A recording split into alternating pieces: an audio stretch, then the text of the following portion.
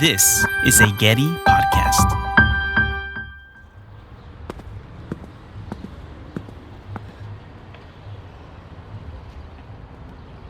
Early Saturday morning in Boyle Heights. A couple storefront gates are still down, the street not quite awake, and then one building already sounds like it's been open for hours. Go ahead and try opening. Oh, okay. Laughter, chairs yeah. sliding. All that noise means people are making things. That building is home to Las Fotos Project. Las Fotos is kind of this resource space, a place where young folks are exploring creativity, exploring identity, kind of this hub for all of that. That's Diego, the photography education manager at Las Fotos. Las Fotos Project began in 2010 to offer a safe space where teen girls use photography to speak their stories and explore identity. Students come largely from South, Central, and East LA. No gear or prior experience required. And the classes serve teen girls ages 13 to 18. But when students turn 18, they age out. And Diego starts hearing the same plea. Can we keep going? That's the need. Hello, my name is Jaime, and welcome to Recurrent.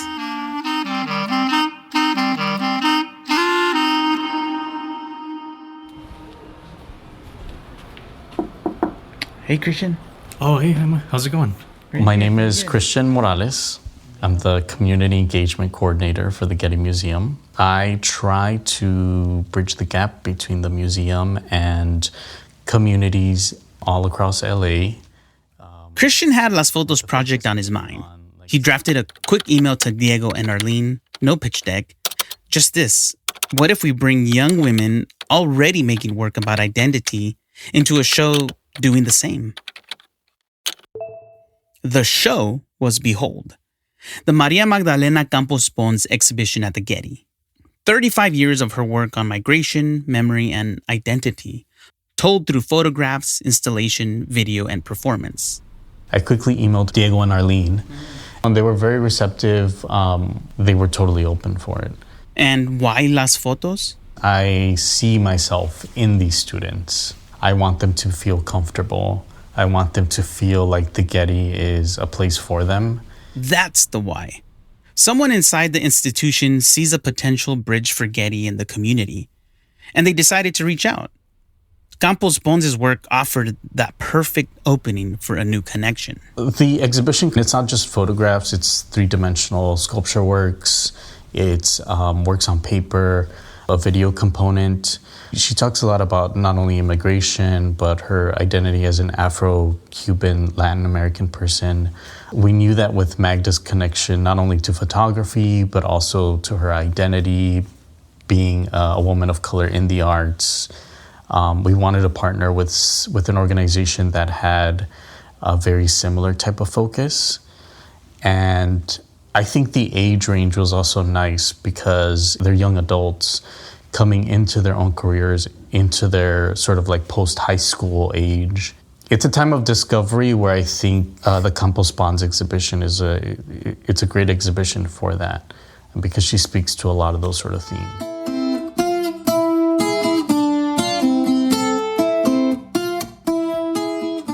Yeah, so Maria Campos Pons was born in 1959. She's the descendant of enslaved and indentured people. They were brought to work on Cuban sugar plantations. So she left Cuba in the 1990s for the U.S. and couldn't return home for more than a decade. In Behold, Maria Magdalena Campos Pons brings her and her family's stories into the gallery, and she uses it as a lens to look outward. So the long shadows of slavery and contract labor, the daily work of motherhood, the paths of migration, and the spiritual practices that keep a lineage intact. In one room, ironing boards circle like an altar while images of women from different generations appear in light. In another work, a black woman's braids rise upward, threaded with red and white beads, as she steadies a stalk of sugarcane against a red background. It isn't a style so much as a method. Idea first, then the form that can carry it.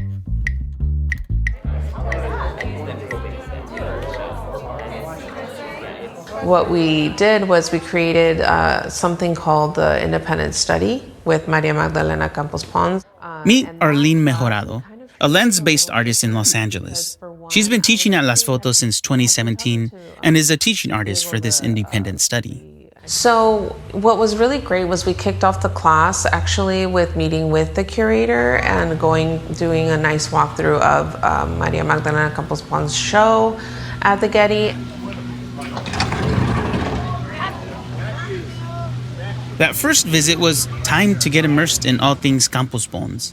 The students learned how she builds meaning and how she transmits her life experiences into her art. So although Las Fotos Project literally is in the name, it's a photography space, we wanted students to kind of become, to prioritize what they want to say and then think about the medium or the way they're going to say it after. And that's in the spirit of Maria Magdalena Campos Pons, because she talks about how in her work, she's not so concerned about, you know, I'm a photographer, I'm a painter, or I'm an installation artist. She's concerned with like having something that she wants to express and then using the tools that are both at her reach or best to tell that message. Permission to think of what you want to say and then pick how you want to say it is exciting and scary at the same time. It's exciting because you have an open canvas, literally and figuratively, but also scary because of that same fact. It can be hard to lay down what you want to say in an open and honest way when you're afraid your message and your art will be judged. To see what that looks like in practice, meet Wendy. She's 21, 4 years with Las Fotos, and she's aged out of the teen classes. Then the 18-plus Getty Independent Study opened up. She applied and she got in. We met on a Zoom call for this conversation. Yeah, so when I walked into the exhibit, I think the very first thing that came to mind was just how incredibly talented she was, but also the similarities that I saw within myself in her work. So I saw that she played a lot with color. She played a lot with like all these different textures and like these different materials in her photographs. I like to play around with different things like that to invoke different types of symbolism. And that was the first of several visits at the Getty. One of those visits was extra special. The artist herself was there. You know, when Campos Pons met with the class, she just started speaking to the class in Spanish, unbothered about it, you know, and so that was something that was really different, and I felt like there was a bit of a radical sense to it. And then all of the classes, mostly first generation, children of immigrants. Christian was also in the room. It got pretty intense and emotional in the room. The fact that they were speaking the same like mother language. And I think for a lot of them, they saw themselves in her, and it was maybe one of the first times where an artist exhibiting at the Getty Museum also has very similar backgrounds to them. Meeting her was absolutely beautiful. She was so calm, and she was talking to us in Spanish too, which was awesome. Like I came home, and my mom's usually home. I came home and I was like, "Ma, like this was so cool." You know, like meeting her was amazing. And yeah, I mentioned to her that she was speaking in Spanish to us. And I think that it was very powerful that she decided that the entirety of like that meeting was going to be in Spanish, like acknowledging our heritage, you know, and I think that was a really beautiful thing. It was this like really cool dialogue of her expressing like more about her art, and then also of like when she was our age, and there was a lot of transparency. Here we're all here as artists, and she was very supportive. Wendy and the group carry that energy home to Boyle Heights. Here's Arlene, their teaching artist at Las Fotos.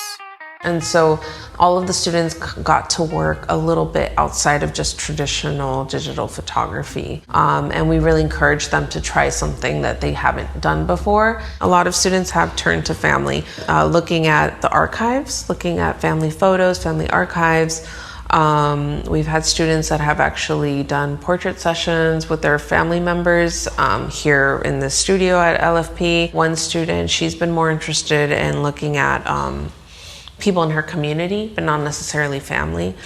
So thinking more about kinship in that way. Those messages, they all converge around the themes found in Behold. But I will say that a lot of students have chosen to think about the ideas around home, the ideas around geographical placement and displacement, the ideas around lineage and intergenerational experiences and traumas even, and also thinking about memory and connection to land. And so these are all ideas that seeing Campos Pons look at these ideas through her work has helped students kind of think about like their own experiences and understand them better. Those museum hours and that Spanish conversation start to shape their decisions. For Wendy, the main question is, what's the right vessel for what I'm trying to say? So she gets to work, recording every part of her creative process.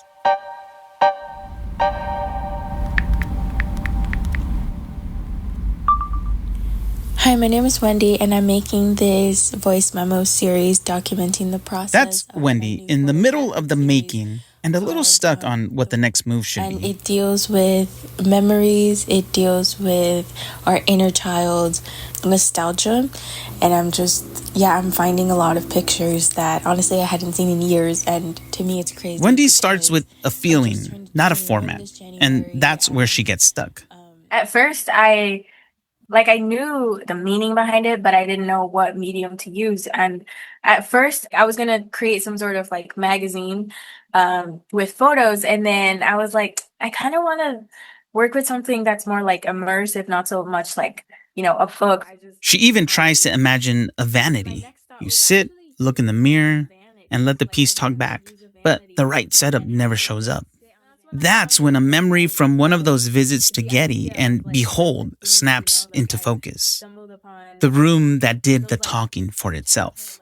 But I did get a lot of inspiration from the part of the exhibit that had the video piece and the ironing boards. I thought that was really cool how she had the video playing on the ironing table. And I thought that was really inspiring because it was very immersive. So like you walked into like this whole different world really, and it was dark and like everything was just like you got to take in the feel of it. So that definitely inspired my own piece for this class. Now that she knows the medium fits the message, it's about building the thing that she's been seeing in her head. So the tent itself is a children's tent. It's pink, so it's a very like soft pink color, princess drapes on it. And as you walk in, you would technically have to crawl inside, which is kind of purposeful because I wanted to evoke that like childhood feeling. So I feel like when we're children, we're like crawling around, not afraid to really like get messy, so. The aim is to show the work and let you step into the feeling it carries. If that feeling sounds familiar, it's because she's chasing the same immersion from Behold, but making it hers.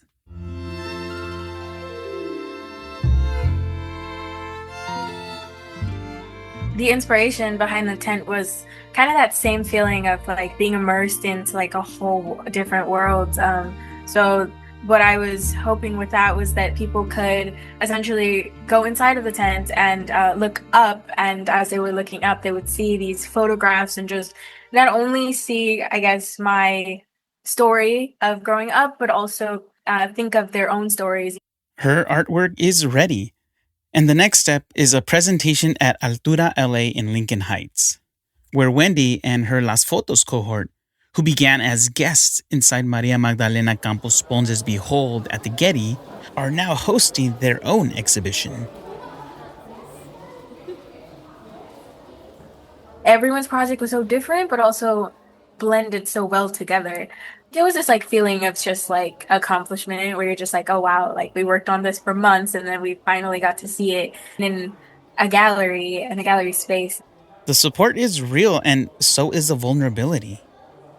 But then what Wendy hoped for happened. Strangers leaned in and some even interacted with her work. Having projects like this like almost feels like you're naked almost, because it's like you're putting yourself out there and you're just like okay, now everyone can see what I'm feeling now. Like that's kind of scary, but at the same time it's like it's a cool feeling because you're kind of just like, okay, like I did this, I did it. Wendy and the other Las Fotos students had put their deeply personal projects on display and survived.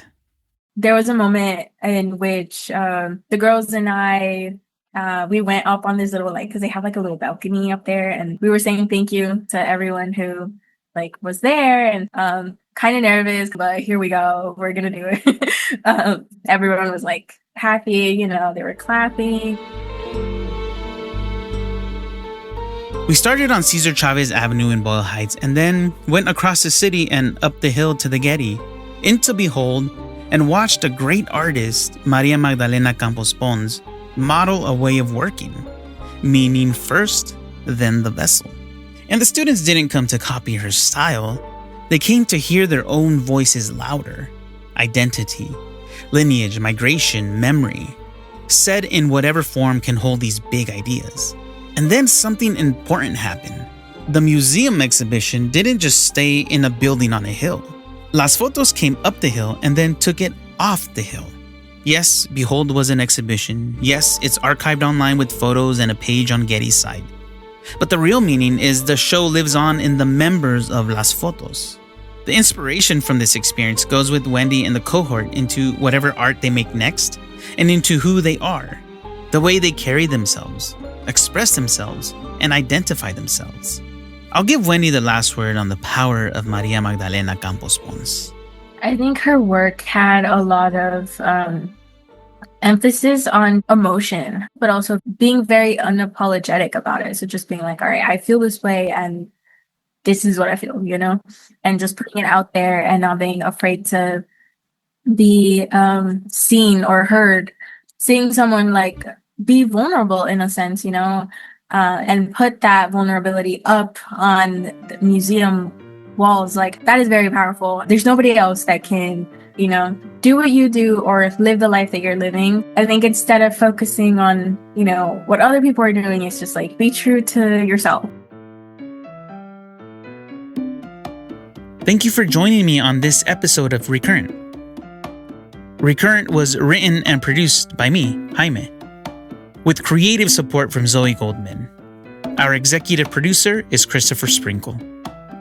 And for transcripts, images, and additional resources for this episode, visit getty.edu/podcast/recurrent.